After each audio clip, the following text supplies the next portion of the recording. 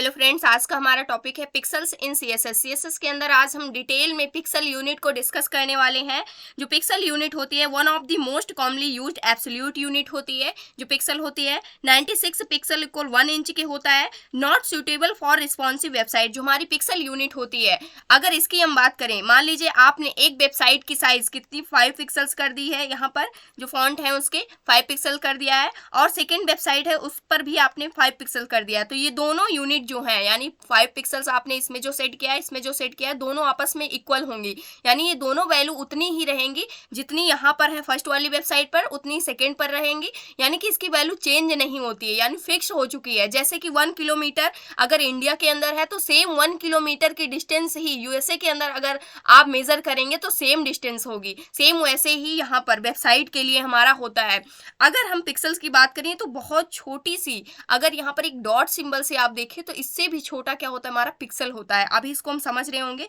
Responsive website कहने का क्या मतलब है। रिस्पॉन्सिव वेबसाइट ऐसी वेबसाइट होती हैं जो कि फोन की स्क्रीन साइज के हिसाब से क्या कर लेती हैं, चेंज हो जाती हैं, यानी उसके हिसाब से चेंज हो जाती हैं। अगर लैपटॉप पे आप उसको ओपन करते हैं तो लैपटॉप के स्क्रीन की साइज के हिसाब से क्या हो जाती हैं, चेंज हो जाती हैं। तो जो रिस्पॉन्सिव वेबसाइट होती हैं वो जो भी स्क्रीन उनको दी जाती है उसी हिसाब से क्या हो जाती हैं, बदलती रहती हैं, यानी चेंज होती रहती हैं। लेकिन जो हमारी एब्सोल्यूट यूनिट है, इसकी जो वैल्यू आपने फिक्स कर दिया है, चाहे आप उसको फोन पर ओपन कर रहे हो उस वेबसाइट को, या फिर आप उसको टैबलेट पर ओपन कर रहे हो, या फिर लैपटॉप पर ओपन कर रहे हो, जो साइज है वही सेम साइज वो हर जगह ऑक्युपाई करेगा। इसलिए जितनी भी हमारी एब्सोल्यूट यूनिट होती है उसको हम रिस्पॉन्सिव वेबसाइट के लिए यूज नहीं कर रहे होंगे। जनरल केसेस में जो रिस्पॉन्सिव वेबसाइट के लिए हमारी यूनिट्स यूज होती हैं वो हमारी रिलेटिव यूनिट्स होती हैं। ज्यादातर हम रिलेटिव यूनिट्स को यूज करते हैं अपनी रिस्पॉन्सिव वेबसाइट के लिए, जिसकी वजह से वो क्या होती है, जैसे ही उसकी स्क्रीन साइज होती है उस हिसाब से क्या होती रहती है, अपडेट होती रहती है। तो ये था हमारा टॉपिक जहां से हमने डिस्कस किया कि रिलेटिव, अगर रिस्पॉन्सिव वेबसाइट हमारे पास अगर हम उसको क्रिएट कर रहे हैं तो उसके लिए हम रिलेटिव यहाँ पर क्या करते हैं, रिलेटिव यूनिट्स को यूज करते हैं, जिसको हम आगे चल करके बाद में डिटेल में पढ़ रहे होंगे। अभी हमें किस पर फोकस करना है, यहाँ पर एब्सोल्यूट यूनिट, जिसमें से मोस्ट कॉमनली यूज्ड हमारी पिक्सल यूनिट होती है। तो पिक्सल्स यूनिट्स कहने का क्या मतलब है आपको समझ में आ गया होगा।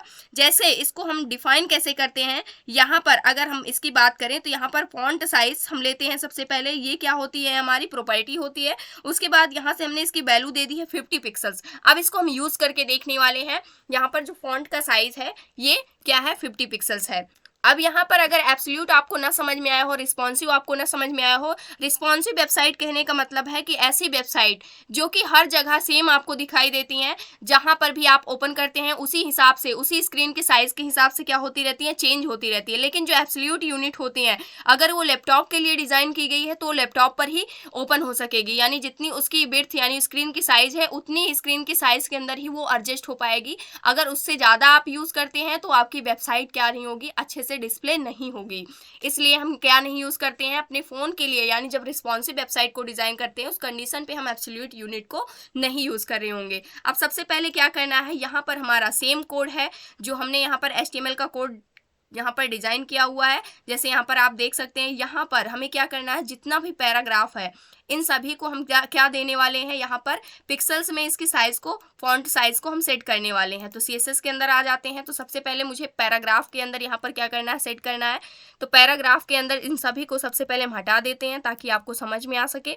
उसके बाद यहाँ से पैराग्राफ सिलेक्टर को लिया और यहाँ से मैंने फॉन्ट साइज क्या ले लिया, जो फॉन्ट साइज हमने दिया वो पिक्सल यूनिट में अभी हम सेट करने वाले हैं। और भी डिफरेंट यूनिट्स होती हैं, उसको हम आगे चल करके पढ़ेंगे, लेकिन अभी के लिए हम पिक्सल यूनिट को यूज करने वाले हैं। यहाँ से मैंने इसको 1 पिक्सल सेट कर दिया। अब आपको यहाँ पर समझ में आएगा 1 पिक्सल्स कितना छोटा होता है। अब हम पेज को अपने रिफ्रेश करने वाले हैं। अभी हमारा जो वेब पेज है उसकी फॉन्ट की साइज कुछ इतनी डिस्प्ले हो रही है। इसको जैसे ही मैंने रिफ्रेश किया तो यहाँ से जो हमारे फॉन्ट थे वो सारे के सारे गायब हो चुके हैं। तो यहाँ से आपको समझ में आया होगा कि जो पिक्सल्स यूनिट होती है वो कितनी छोटी होती है। अगर हम इसको जूम करते हैं तो यहाँ से आपको थोड़ा थोड़ा बिल्कुल दिखाई दे रहा होगा, लेकिन हम इसको क्या करने वाले हैं, यहाँ पर 1 पिक्सल्स की जगह इसको अगर हम 2 पिक्सल्स करते हैं तो फिर हम देखते हैं कि कितनी फॉन्ट की साइज होती है हमारे यहाँ पर वेबसाइट के अंदर।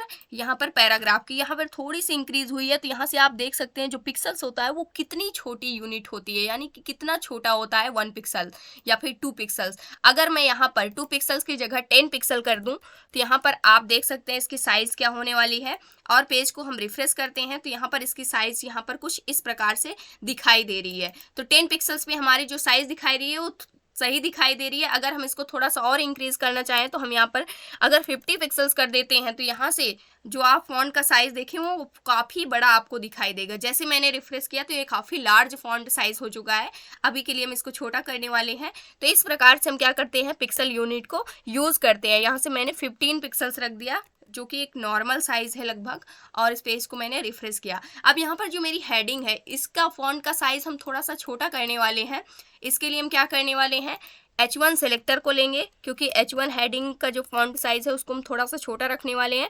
और यहाँ से फॉन्ट साइज प्रॉपर्टी को लेंगे इसको। उसके बाद हम क्या करने वाले हैं, इसकी हेडिंग की साइज हम यहाँ पर रखने वाले हैं 25 पिक्सल्स, और इसको हम क्या कर देने वाले हैं, सेव करने वाले हैं। इसके बाद आप अगर देखें तो यहाँ से क्या आपको मिलता है, इसकी फॉन्ट की साइज़ आपको समझ में आ जाएगी। अभी के लिए हमारी जो हेडिंग की साइज़ है H1 कुछ इतनी लार्ज आपको दिखाई दे रही है, लेकिन जैसे मैंने रिफ्रेश किया थोड़ी सी क्या हो चुकी है, छोटी हो चुकी है। अगर इसको थोड़ा सा और हम लार्ज रखना चाहते हैं तो यहाँ पर 25 की जगह हम इसको कर देते हैं 30। उसके बाद इसको हम सेव करते हैं और पेज को रिफ्रेश करते हैं तो यहाँ से हमारे फॉन्ट की साइज़ थोड़ा सा इंक्रीज हो चुकी है जो हमारी हेडिंग थी। तो इस प्रकार से हम अपने पिक्सल यूनिट को यूज़ करते हैं फॉन्ट की साइज़ को कंट्रोल करने के लिए। ये था आज का हमारा टॉपिक। यहाँ से आपको समझ में आया होगा कि जो हमारा पिक्सल होता है वो कितनी छोटी यूनिट होती है, और सबसे ज़्यादा मोस्ट इम्पॉर्टेंट है, ये सबसे ज़्यादा यूज़ होने वाली यूनिट है हमारी जो पिक्सल है एब्सोल्यूट यूनिट के अंदर। तो ये था आज का हमारा टॉपिक। नेक्स्ट लेक्चर के अंदर हम नेक्स्ट यूनिट की बात कर रहे होंगे। आई होप दोस्तों अगर आज की इन्फॉर्मेशन आपको अच्छी लगी हो तो प्लीज़ वीडियो को लाइक करना, चैनल को सब्सक्राइब करना और दोस्तों के पास शेयर करना।